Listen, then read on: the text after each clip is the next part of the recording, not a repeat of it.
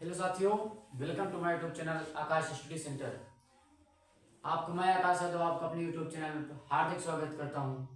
तो मैं आज कक्षा 10 के लिए एक मोस्ट इम्पोर्टेंट टॉपिक जो कि है अंतर। भाई हर बार परीक्षा में कुछ ऐसे क्वेश्चन आते हैं कि दो चीज दिए जाते हैं, उनके बीच का डिफरेंस लिखना होता है। भाई क्या है अंतर है इनमें, दे दिया कि आक्सीय एवं अनाक्सीय श्वसन में अंतर लिखिए, या फिर दे दिया कि भाई रुधिर एवं लसिका में अंतर लिखिए, तो आपको वो अंतर स्पष्ट करना होता है। तो ऐसे ही मैं आज आपके लिए कुछ खास टॉपिक लेके आया हूं, तो वीडियो के अंत तक बने रहें, बिना स्किप किए हुए वीडियो को देखें। तो चलिए स्टार्ट करते हैं। स्टार्ट करने से पहले एक छोटी सी रिक्वेस्ट है कि भाई मैं बार बार यही कहूंगा कि ये वीडियो आपके लिए बहुत ही हेल्पफुल होने वाला है, इसलिए वीडियो के अंत तक बने रहें। तो चलिए स्टार्ट करते हैं। भाई पहला पॉइंट हमारा आता है प्रकाश संश्लेषण एवं श्वसन में अंतर। भाई प्रकाश संश्लेषण क्या होता है और श्वसन क्या होता है, समझना। भाई प्रकाश संश्लेषण वो होता है जिसमें सूर्य के प्रकाश की उपस्थिति में पौधे अपना भोजन बनाते हैं, यह प्रक्रिया प्रकाश संश्लेषण कहलाती है। समझना फिर से, भाई वह प्रक्रिया जिसमें पौधे, हरे पेड़ पौधे सूर्य की उपस्थिति में, सूर्य के प्रकाश की उपस्थिति में अपना भोजन बनाते हैं, वो प्रकाश संश्लेषण, वो प्रक्रिया प्रकाश संश्लेषण कहलाती है। लेकिन श्वसन क्या होता है भाई? भाई सांस लेने की प्रक्रिया ही श्वसन कहलाती है। तो समझना यहाँ पास प्रकाश संश्लेषण में पहला नंबर हमारा हो जाएगा कि यह प्रक्रिया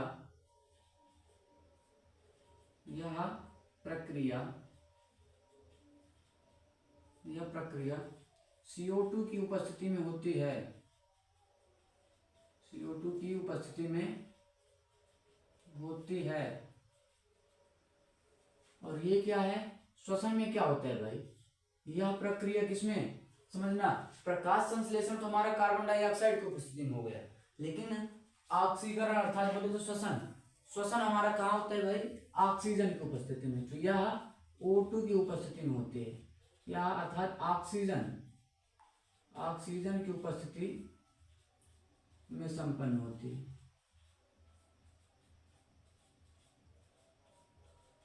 ऑक्सीजन की उपस्थिति में संपन्न होती है। अब दूसरा पॉइंट देखना है यहाँ पास भाई कि प्रकाश संश्लेषण कार्बन डाइऑक्साइड की उपस्थिति में होता है, और दूसरा पॉइंट होता है कि यह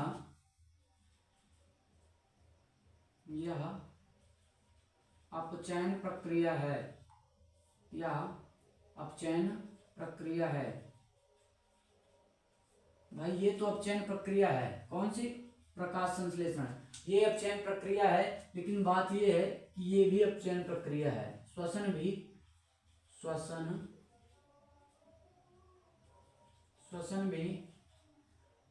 अपचयन प्रक्रिया है। अपचयन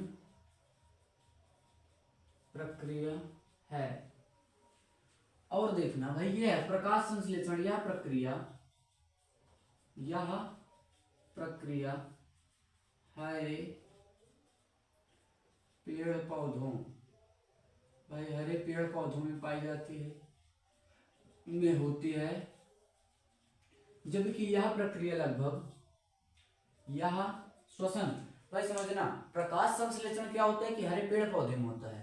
हरे पेड़ पौधे सूर्य के प्रकाश की उपस्थिति में क्या होता है? भोजन बनाते हैं, वही होता है प्रकाश संश्लेषण। जबकि श्वसन क्या होता है भाई? श्वसन तो लगभग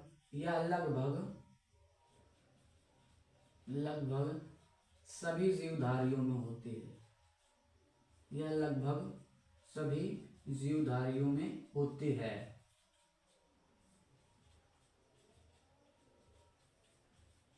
भाई श्वसन क्या होता है कि यह लगभग सभी जीवधारियों में होता है। बिना श्वसन के जीवन संभव नहीं है। हाँ, सबको भाई श्वसन अर्थात सांस तो लेना ही पड़ेगा।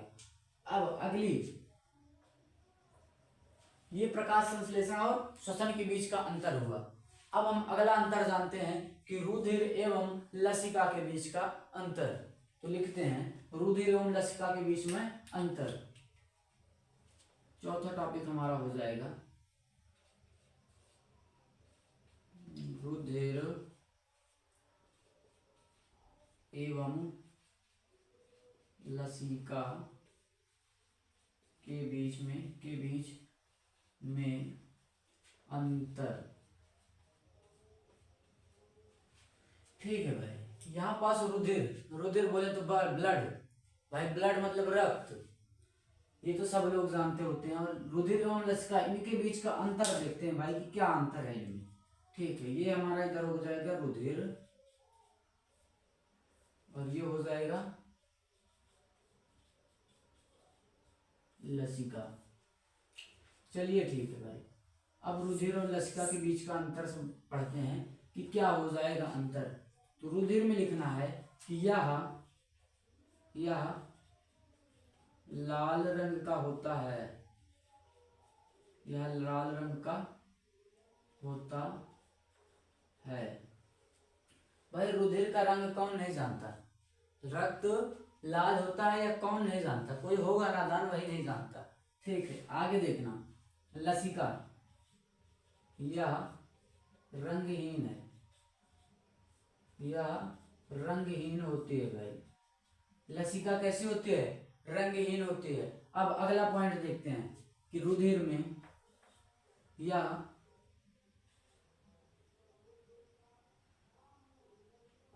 भाई इसमें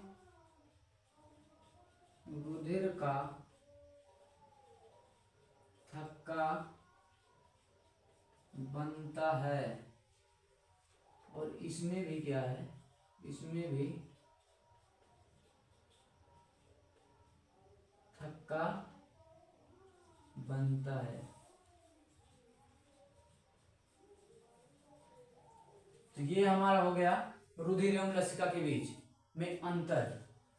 अब देखते हैं भाई इनके आगे का टॉपिक कौन सा है हमारा। रुधिर एवं लसिका के बीच के अंतर को समझ लिए और प्रकाश संश्लेषण एवं श्वसन के बीच के अंतर को समझ लिए। और भाई इसमें रुधिर, इसमें आरबीसी, आरबीसी जानते हैं ना, रेड ब्लड कारपोरेट, भाई लाल रक्त कणिकाएं, इसमें आरबीसी अधिक होती हैं, इसमें आरबीसी अधिक होती हैं। जबकि लसिका में क्या होता है, अपेक्षाकृत, कहने का मतलब भाई रुधिर की अपेक्षा में कम होती हैं। अपेक्षाकृत आरबीसी की संख्या रुधिर से कम होती है, रुधिर से कम होती है। अब एक चीज तो क्लियर हुआ भाई, यहां पास आरबीसी अधिक है तो मतलब डब्ल्यूबीसी कम है।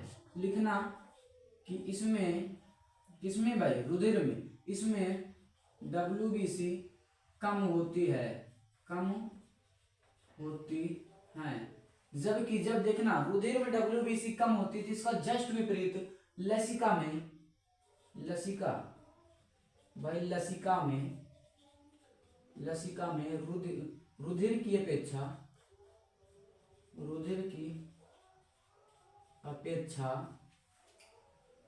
डब्ल्यूबीसी अधिक होती है, डब्ल्यूबीसी अधिक होती है। ठीक है, ये 3 पॉइंट हमारा किसके बीच, रुधिर एवं लसिका के बीच अंतर को स्पष्ट किया। अब ठीक है, अगला पॉइंट इसका देखते हैं कि भाई रुधिर एवं लसिका के बीच में क्या अंतर है। चलिए ठीक है, देखते हैं कि आगे का पॉइंट हमारा क्या हो जाएगा।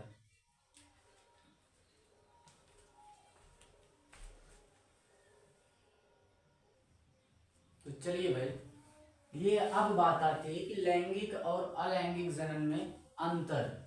भाई लैंगिक जनन और अलैंगिक जनन होता क्या है ये देखते हैं।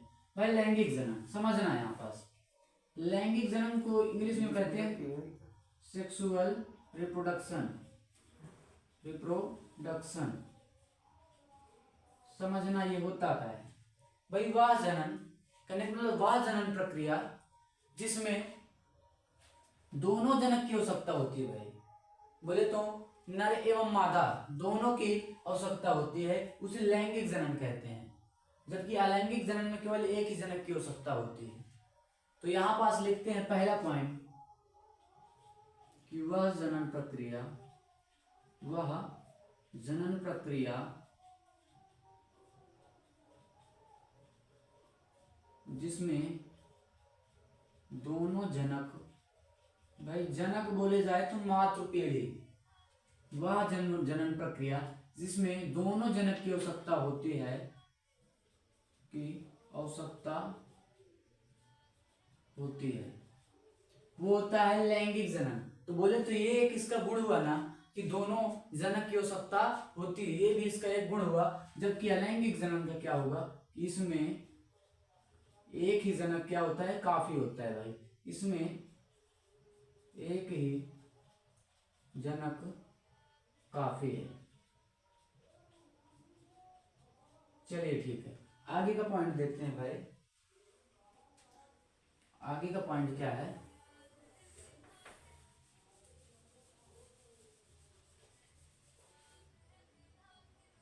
दूसरा पॉइंट यहां पास देखते हैं भाई। देखिए लैंगिक जनन, मानव में लैंगिक जनन होता है। तो अब यही समझिए भाई कि मानव एक कोश की है कि बहुकोश की है। तो देखना यहाँ मानव बहुकोश की है, तो इसका मतलब कि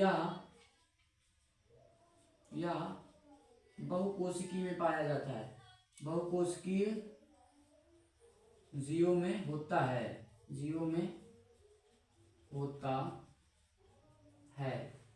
लेकिन ध्यान देना, ये जो अलैंगिक जनन है ये एक कोश के जीवों में होता है भाई। अमीबा है, अमीबा अलैंगिक जनन करता है। अब यहीं से समझो कि अमीबा एक कोश की जीव है, तो लिख सकते हैं कि यह एक कोश की में होता है। अब देखते हैं भाई अमीबा में, ये अमीबा एक कोश की जीव है, अर्थात अमीबा में अलैंगिक जनन हुआ। इंसान बोले तो हम लोग भाई बहुकोशिकी में आते हैं, अर्थात हम लोगों में लैंगिक जनन होता है। अब समझना तीसरा पॉइंट क्या है यहाँ पास, समझिए भाई। ये हुआ नर, ये हुआ मादा। अब समझना यहां से क्या हुआ, शुक्राणु। भाई नर से क्या मिला, शुक्राणु, जबकि मादा से क्या मिला, अंडाणु मिला, अंडाणु। अच्छा ये दोनों होते कहाँ है भाई, नर से शुक्राणु मिला, मादा से अंडाणु। तो ये दोनों भाई शुक्राणु और अंडाणु ये होते हैं युग्मक, युग्मक। जब इन दोनों के, ये जो दोनों आपस में निषेचन करते हैं तो उससे एक संतान उत्पन्न होती है, निषेचन प्रक्रिया से एक संतान उत्पन्न होती है। वही यहाँ पास हमको ये निष्कर्ष मिल रहा है भाई कि नर एवं मादा दोनों के शुक्राणु एवं अंडाणु के पश्चात एक उसी प्रकार की संतति उत्पन्न होती है। तो कहने का मतलब यहाँ पास नर एवं मादा के निषेचन के फलस्वरूप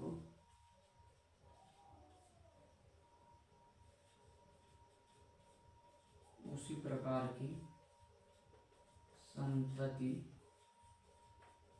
उत्पन्न होती है, उत्पन्न होती है।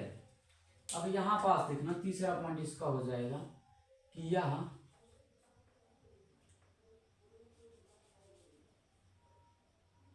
भाई केवल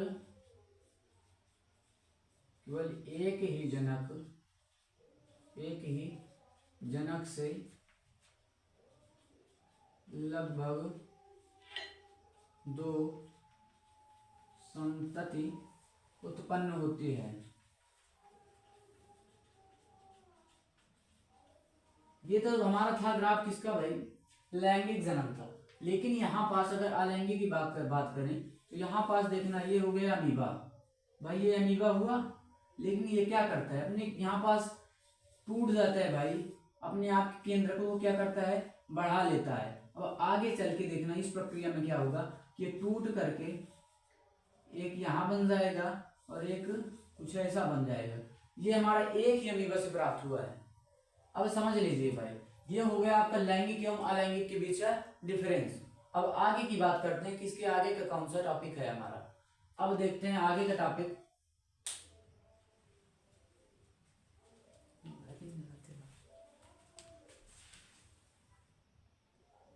चलिए भाई अब बात करते हैं द्विखंडन और बहुखंडन में अंतर।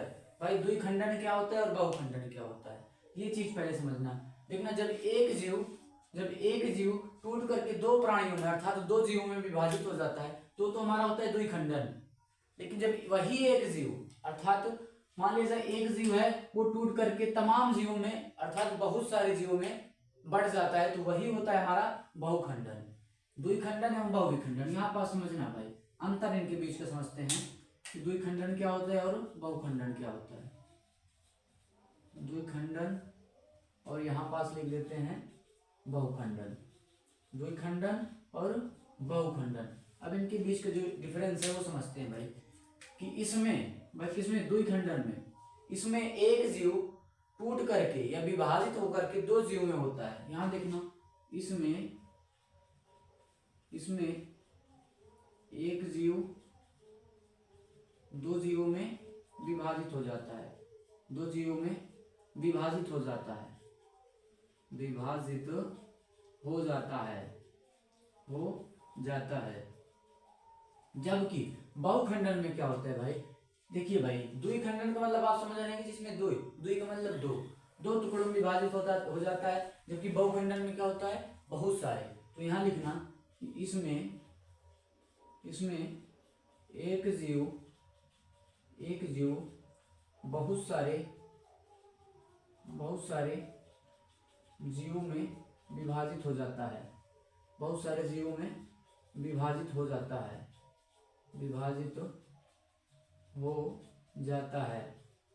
यही होता है बहुखंडन। अब देखना अगला पॉइंट क्या है भाई, द्विखंडन एक ऐसी प्रक्रिया है जिसमें कि जीव अमरता को प्राप्त कर लेते हैं। भाई अमरत्व तो बोले कि जिसकी मृत्यु ना हो, तो द्विखंडन में लिखना कि इसमें जीव अमरत्व को प्राप्त होता है। जबकि बहुखंडन में क्या होता है भाई, किसमें अमरत्व का अभाव होता है, मतलब ऐसा कुछ भी नहीं होता, इसमें अमरत्व का अभाव होता है, अमरत्व का अभाव होता है। तो ये हो गया द्विखंडन और बहुखंडन के बीच का अंतर। भाई द्विखंडन और बहुखंडन के बीच का अंतर आपकी बहुत बढ़िया से समझ में आया होगा। अब अगला टॉपिक हमारा क्या है वो देखते हैं भाई।